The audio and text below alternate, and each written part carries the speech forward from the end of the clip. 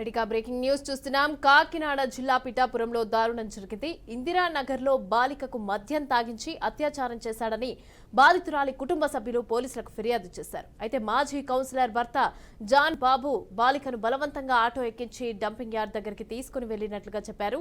అత్యాచారం చేసిన వ్యక్తికి మరో మహిళ సహకరించినట్లుగా ఫిర్యాదులో పేర్కొన్నారు. ఇక బాలిక ప్రస్తుతం హాస్పిటల్లో చికిత్స పొందుతోంది. పోలీసులు మాజీ కౌన్సిలర్ భర్తను మరో మహిళను అదుపులోకి తీసుకుని విచారణ చేపట్టారు. ఇక జాన్ బాబుతో పాటుగా మరో మహిళని కూడా అదుపులోకి తీసుకుని పోలీసులు అయితే విచారణ చేపట్టారు. అపస్మారక స్థితిలో ఉన్న బాలిక ప్రస్తుతం ఆసుపత్రిలో చికిత్స పొందుతోంది. ఇక ఆమె కాన్షియస్ లోకి వస్తే మరిన్ని నిజాలు కూడా బయటపడే అవకాశం ఉన్నట్లుగా తెలుస్తోంది.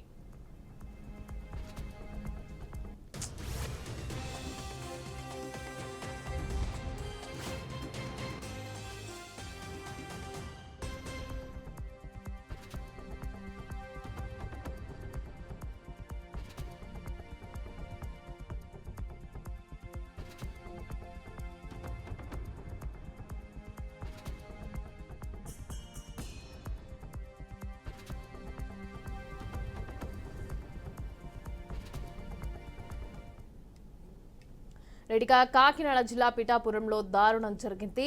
మైనర్ బాలికకి మద్యం తాగించి అత్యాచారానికి పాల్పడిన ఘటన కలకలం రేపుతోంది. అయితే దీనికి సంబంధించిన పూర్తి డీటెయిల్స్ మా ప్రతినిధి నందిని అందిస్తారు. నందిని, గుడ్ మార్నింగ్ మమత. ఏదైతే పిఠాపురంలోని బాలికపై అత్యాచారం ఘటన ఇప్పుడు కలకలం రేపింది. కాకినాడ పిఠాపురము ఎమ్మెల్యే పవన్ కళ్యాణ్ తాను ప్రాతినిధ్యం వహిస్తున్న నియోజకవర్గంలో ఈ ఘటన కలకలం రేపిందనే చెప్పాలి. ఏదైతే బాలిక సోమవారం మధ్యాహ్నము తను రోడ్డు మీద నుంచుండగా ఒక ఆటో వచ్చి ఆటోలో ఒక మహిళతో పాటు ఒక వ్యక్తి ఆమెను ఆటో ఎక్కించుకొని అక్కడి నుంచి స్టూవర్ట్ పేటలోని బాలికను వీళ్ళు ఆటోలో ఎక్కించుకొని అక్కడి నుంచి మాదాపురంలోని డంపింగ్ యార్డుకు తీసుకెళ్లారు. అయితే బలవంతంగా ఆ బాలిక చేత మద్యం తాగించి అమ్మాయిని అత్యాచారం చేసినట్టుగా తెలుస్తుంది. అయితే ఈ ఘటనలోని ఏదైతే ఈ హత్యకు గురైందో బాలికను సంబంధించి ఎవరైతే ఈ ఆటో డ్రైవర్ ఉన్నాడో ఆటో డ్రైవర్ ఒక పార్టీకి సంబంధించి టీడీపీ కౌన్సిలర్ భర్తగా అయితే పోలీసులు అయితే చెప్తున్నారు. అయితే దీనికి సంబంధించి పవన్ కళ్యాణ్ మరి ఏ విధంగా ఇప్పుడు టీడీపీకి జనసేనకి మధ్యకాలం పిఠాపురంలో పోటీ కూడా నడుస్తుంది.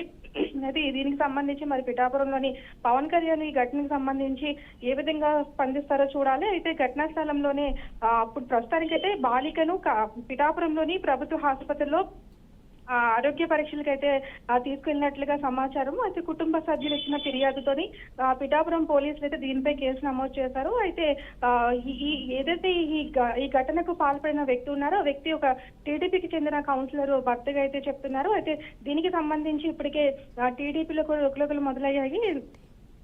ఏదైతే ఒక పక్క పవన్ కళ్యాణ్ మహిళలకు రక్షణ కల్పిస్తామని చెప్తున్నారు, కానీ ఒక పక్క ఇలాంటి జరగడం కూడా చాలా విడ్డూరంగా ఉందని చెప్తున్నారు. అయితే దీనిపై కూడా పలు మహిళా సంఘాలతో పాటు కూడా పలు సంఘాలు కూడా ఆవేదన వ్యక్తం చేస్తున్న పరిస్థితి అయితే ఉంది. మహిళలకు రాష్ట్రంలో ఎక్కడ కూడా ఇటువంటి ఘటనలు జరుగుతూనే ఉన్నాయి, కానీ ఎక్కడ కూడా రక్షణ అయితే లేనందున ఇప్పటికైనా అధికారులు దీనిపై కూడా పూర్తి స్థాయిలో స్పందించాలి, మహిళలకు రక్షణ కల్పించాలని పలు సంఘాలు కూడా డిమాండ్ చేస్తున్న పరిస్థితి అయితే ఉంది. అయితే దీనికి సంబంధించి ఇప్పటికే పవన్ కళ్యాణ్ మరి ఏ విధంగా స్పందిస్తారో చూడాలి మమత.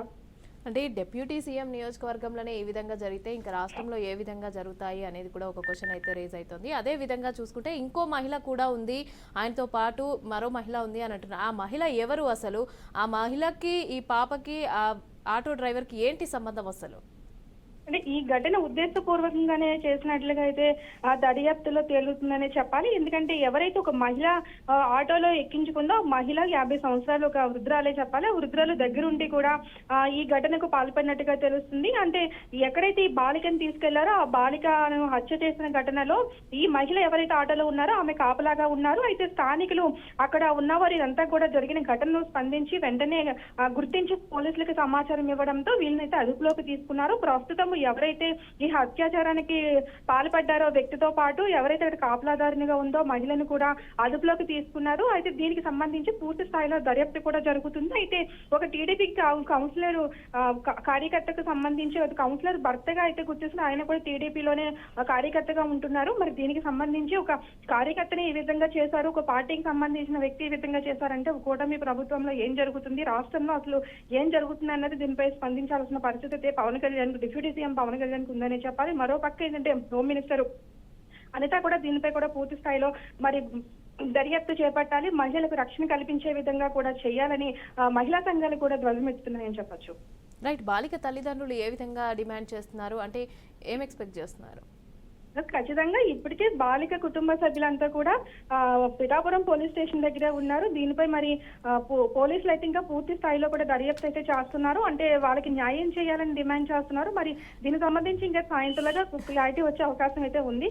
అంటే మరి మనకి సమాచారం మేరకు స్థానికుల నుంచి అయితే అమ్మాయికి న్యాయం చేయాలి ఖచ్చితంగా అనేసి డిమాండ్ అయితే చేస్తున్నారని తెలుస్తుంది. మరి దీనిపై ఏ విధంగా స్పందిస్తారో చూడాలి మరి. Right, thank you Nandini, thanks for the updates.